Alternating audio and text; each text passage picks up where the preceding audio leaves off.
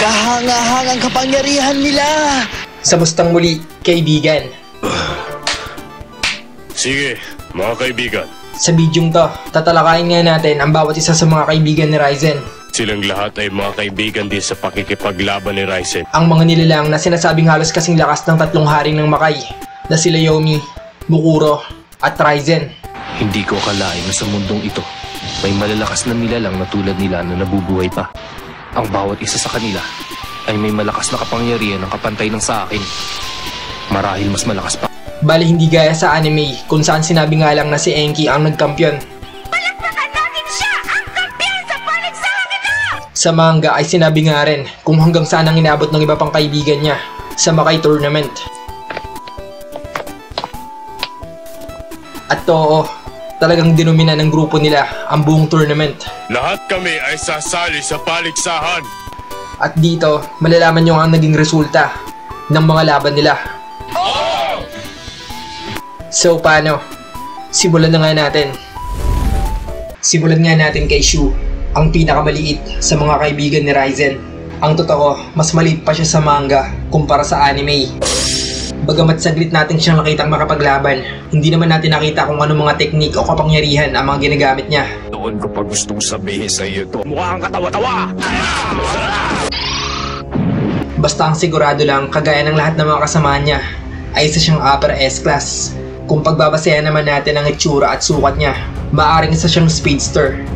Isang karakter na tinatalo ang kalaban gamit ang kanyang bilis. Pero kahit ano pa man ang kapangyarihan niya, hindi yun gumana sa round 2 ng tournament dahil tinalo nga siya ng kaibigan at karibal na si Suketsu. 8 taon na ang nakaraan. Mula nang huli tayong magkaharap. Sunod naman si Tetsusan. Si Tetsusan marahil ang pinakamisteryoso sa kanilang lahat. Maliban kasi sa tinatago niya ang kanyang mukha sa likod ng helmet, wala siyang kahit isang dialogue at hindi rin na pinakitang lumaban.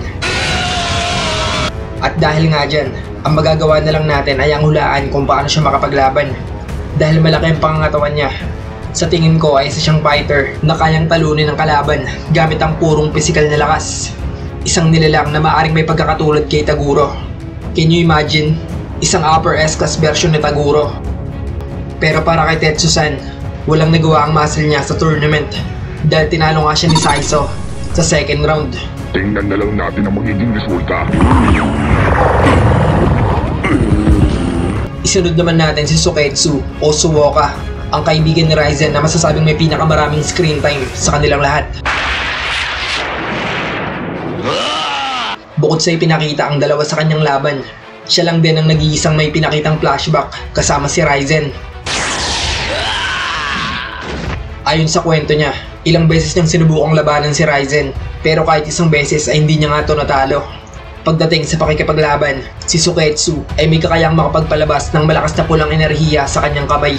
Tapusin na natin to! May kakayahan din siyang makapag-levitate. Tinitingnan mo dyan.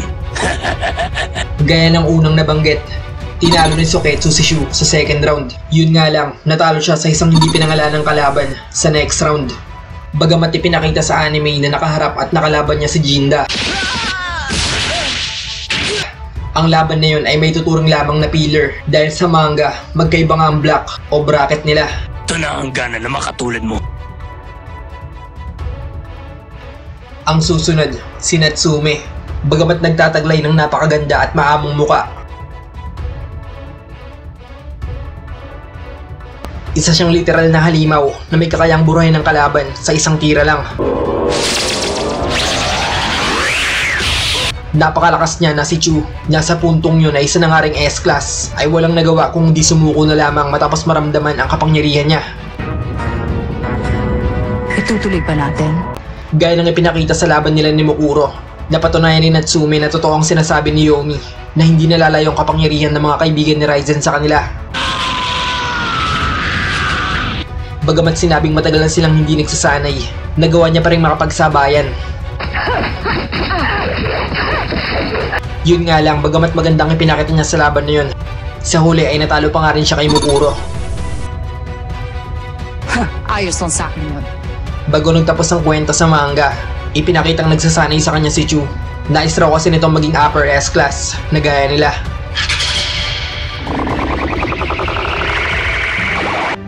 Sunod naman si Denho, ang pinakamalaki sa kanilang lahat. Napakalaki niya na maski si Enki, na may tuturing ring isang dambuhala ay nagmumukhang maliit kapag katabi siya. Yun lang din siguro ang dahilan kung bakit kapansin-pansin pa rin siya, dahil kung ang pagbabasehan lamang ay itsura, hindi mo isiping malakas siya, lalo na bilang isang nilalang na nagtataglay ng upper S-class na kapangyarihan.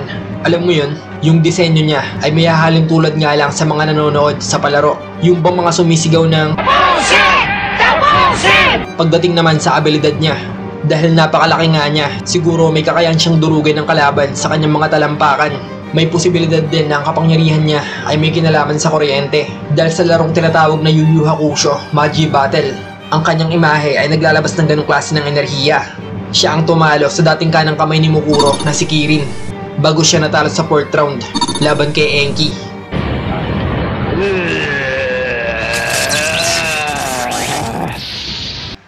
Siyempre, nandyan din ang dating patay na patay kay Ryzen, si Coco. Hindi ako makapaniwala sa kanya kaya nagpakasal na lang ako kay Enki. Kung ang pagbabasehan lamang natin ay ang kanyang itsura, iisipin mong isa lamang siyang ordinaryong babae na mainitin ng ulo. Ni wala kasing kahit anong bakas na isa siyang purong halimaw. Wala siyang mahahabang tenga, walang pangil, walang buntot, wala kahit ano. Ang meron lang siya ay dalawang cute at malalaking mata. Pero oo, walang kahit ano sa kanya na makapagsasabi na isa siyang halimaw. Anyway, gaya ng ipinakita sa preliminary rounds, madali niyang natalo ang mga kalaban nang hindi man lang gumagamit ng kapangyarihan. Tanging pisikal na lakas lamang ang ginamit niya upang pabagsakin silang lahat. Kaya hindi na rin nakapagtataka kung bakit parang takusa si Enki. Hindi ko masabi kung ang kapangyarihan niya ay kapareho ng Kaiju, kung saan mas lumalakas siya tuwing nakakainom. Ang alam ko lang ay mas malakas pa siya kaysa sa mga ipinakita sa atin. Sa katunayan, natalo niya ang kabraket na si Yokushin o Kitakami, at siya rin ang nakatalo sa isa sa 3 hari na si Yomi. Yun nga lang, natalo siya sa quarterfinals. Sunod naman si Kujo. Bagamat isang malakas na halimaw, si Kujo ay may anyo rin ng sampurong tao gaya ng kanyang kakambal na si Natsume. Pagdating naman sa pakikipaglaban, si Kujo ay may tendency na ibaba ang kanyang kapangyarihan sa level ng nakakaharap. Bagay na ginagawa niya nga para ma-enjoy niya kahit papano ang laban. Gusto ko lang ng magandang laban. Ulitin natin to sa ibang araw. Bukod sa mahusay siyang martial artist, may kakayahan din siyang makapagpalabas ng enerhiyang bola sa kanyang mga palad. Siya ang nakatalo kay Coco sa quarterfinals, dahilan para siyang tanghaling kampiyon sa B-Block. Yun nga lang, tinalo siya sa semifinals ng susunod na character.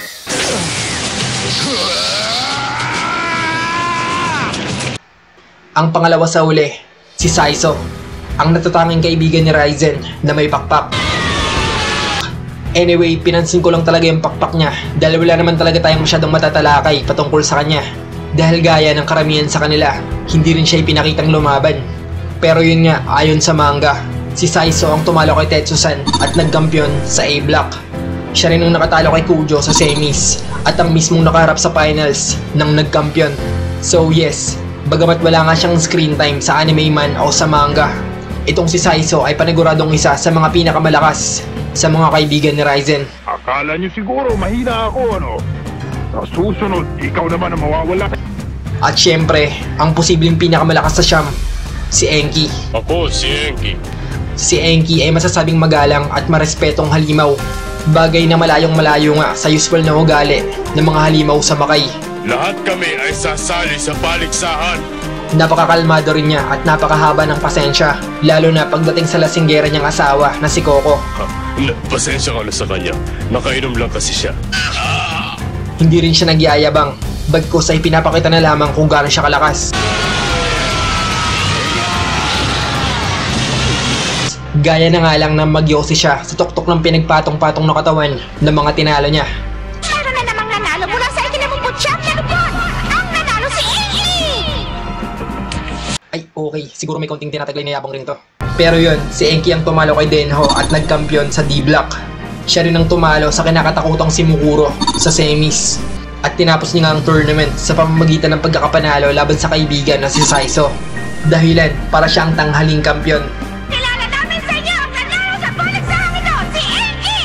At hinirang bilang kauna-unahang pangkalahatang hari sa mundo ng mga halimaw.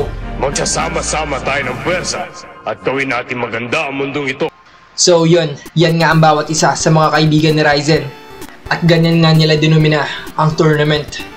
Imagine, sa lahat ng malalakas na lumahok sa palaro, 3 mula sa kanila ang nakapasok sa top 4. Kinakalawang pa raw sila sa lagay na yan Kung ganyan na sila kalakas kahit walang practice, paano pa kaya kung prime nila Testament rin yan kung gano'n talaga kalakas si Raizen nung prime niya.